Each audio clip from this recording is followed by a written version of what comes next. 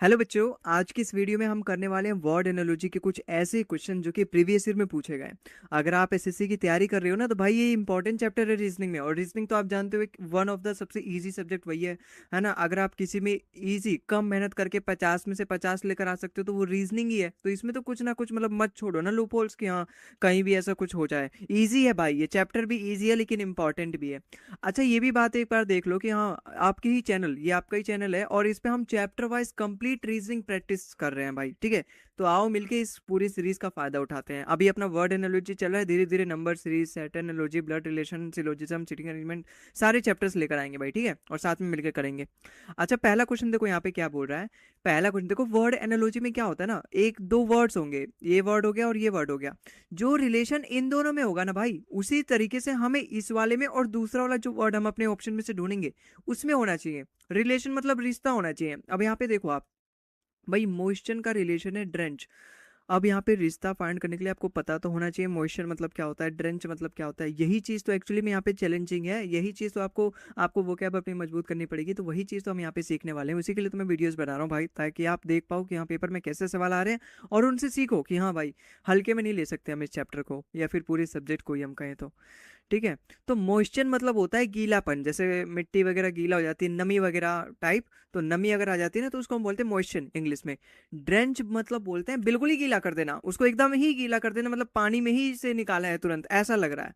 ठीक है, तो मॉइस्चर मतलब क्या है कि हल्का हल्का गीला, और ड्रेंच मतलब बिल्कुल गीला कर देना। इसका मतलब यहाँ जो है उसकी इंटेंसिटी मैं यहाँ पे बढ़ा दे रहा हूँ, यही चीज़ तो मैं यहाँ पे सोच सकता हूँ, बिल्कुल सोच सकता हूँ। अच्छा, प्रिक मतलब जिसको नहीं पता वो जान लो कि हाँ थोड़ा सा चुभोना। सुई वगैरह अगर आपके हाथ में, आप थोड़ा सा ऐसे चुभो देते हो किसी को ऐसी मजाक मजाक में, तो प्रिक होता है वो, मतलब उसको बोलते हैं प्रिक, चुभो देना। अब जिस तरीके से यहाँ पे मॉइस्चर था हल्का गीला और यहाँ ड्रेंच था कि बिल्कुल ही भिगो देना, उसी तरीके से आपने यहाँ पे प्रिक का मतलब देखा कि चुभोना होता है। तो यहाँ पे वो आना चाहिए कि आप ऐसा चुभाओ कि बिल्कुल आर पार हो जाए। ठीक है, और उसका मतलब क्या होता है भाई, पिन का मतलब तो होगा नहीं, पिन मतलब, प्रिक का मतलब चुभोना, चुभोना, और यहाँ आना चाहिए कि एकदम आर पार कर देना हम इस बार चुभा के, तो पिन तो नहीं होगा। नाइफ, देखो नाइफ तो डिवाइस है ना जिससे हम आर पार करेंगे, है ना। यहाँ पे तो डिवाइस थोड़ा ना दे रखा है कि हम क्या, हाँ सुई थोड़ा ना बोल रखा है कि हम उसको हल्के से चुभ हो सकते हैं, नहीं। प्रिक बोला है, चुभ होना, मतलब यहाँ पे आर पार करने वाला कोई ऑप्शन होगा, नाइफ भी नहीं होगा। स्क्रैच मतलब तो बस छीलना हो गया, गलत हो गया, ऐसा करो कि छिल जाए, बस वैसा नहीं, स्क्रैच नहीं करना भाई। स्टैब होता है भाई, स्टैब मतलब पूरा अंदर तक एकदम घुसा देना, स्टैब। ठीक है, तो प्रिक मतलब चुभोना, स्टैब मतलब पूरा एकदम ही छेद कर देना। ठीक है, अगला सवाल देखो, क्वेश्चन नंबर 2 है अपना। लिंक का रिलेशन दे रखा है चेन से। अब चेन एक्चुअली क्या होता है भाई, चेन इस तरीके से तो होता है, इस तरीके से तो होता है अपना चेन, इस तरीके से कई सारे मिलके चेन बन जाएंगे ये, इस तरीके से कई सारे मिलके चेन बन जाएंगे आपस में। तो आप यहाँ पे देख रहे हो ये लिंक हुआ है, ये लिंक हुआ है, लिंक हुआ है, लिंक हुआ है, लिंक हुआ है, लिंक। तो बहुत सारे आपस में लिंक करके एक चेन बन जाता है, यही चीज मैं यहाँ पे समझ सकता हूँ। यही चीज तो कॉमन सेंस लगानी है भाई अपने इन सवालों में।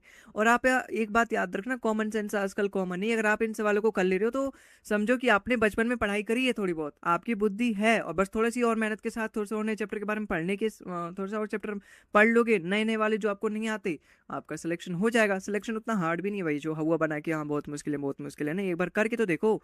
इस एग्जाम में नहीं, 8-10 फार्म भर दो एक ही साथ, सब में एक ही सिलेबस है, कोई ना कोई सा तो निकलेगा भाई अगर आपने पढ़ाई करी है तो। अच्छा, लिंक मतलब क्या है, लिंक हर चीज link link link link link link करके यहाँ पे चेन बन जा रही है, बिल्कुल। तो बीड मतलब क्या होता है, बीड मतलब होता है मोती। भाई लिंक से यहाँ पे पूरी चेन बन जा रही है, तो बीड मतलब मोती से यहाँ पे क्या बनेगा बताओ। यहाँ पे पर्ल मतलब भी मोती होता है, मोती से मोती बनेगा नहीं।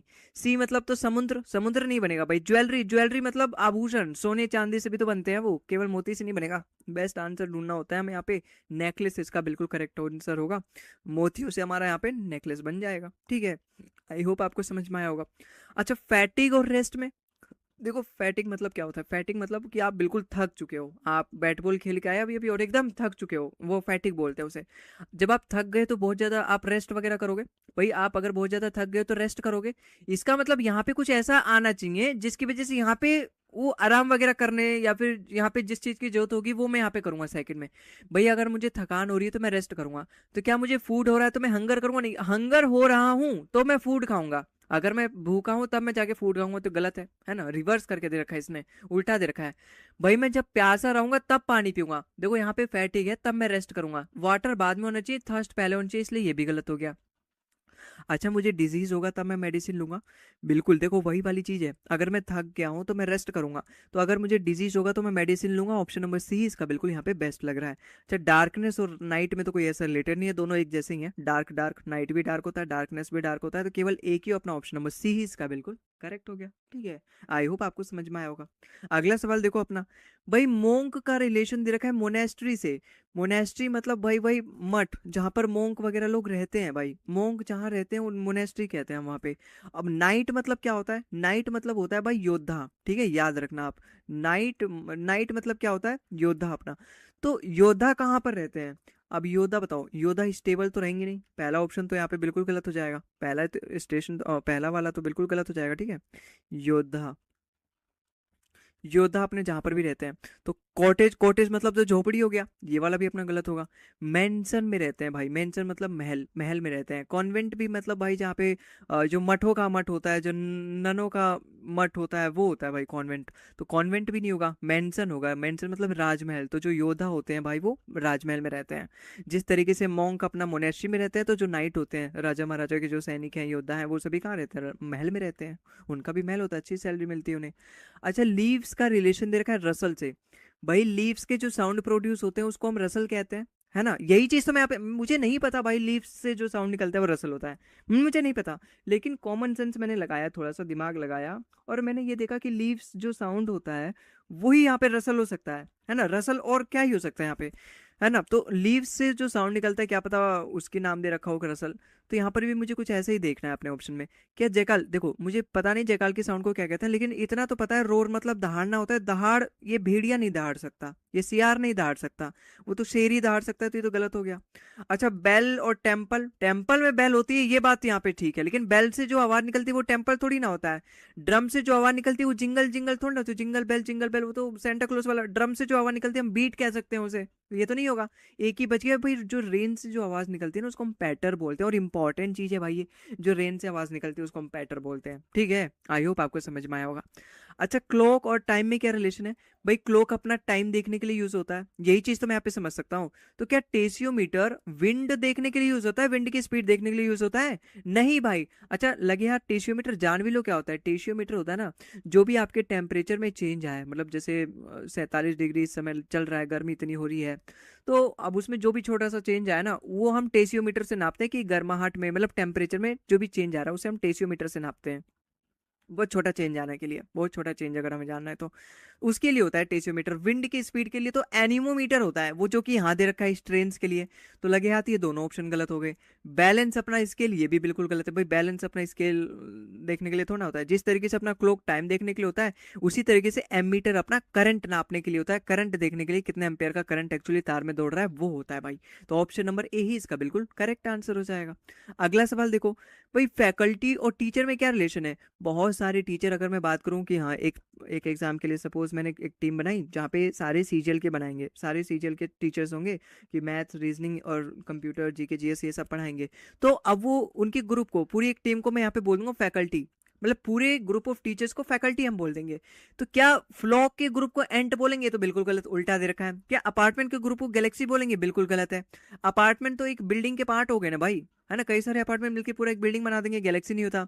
अच्छा वॉल्व्स, वॉल्व्स मतलब वो जो होते हैं ना, ये जानवर होते हैं, वो क्या कहते हैं उन्हें, जानवर होते हैं, आप इतना देख लो, है ना।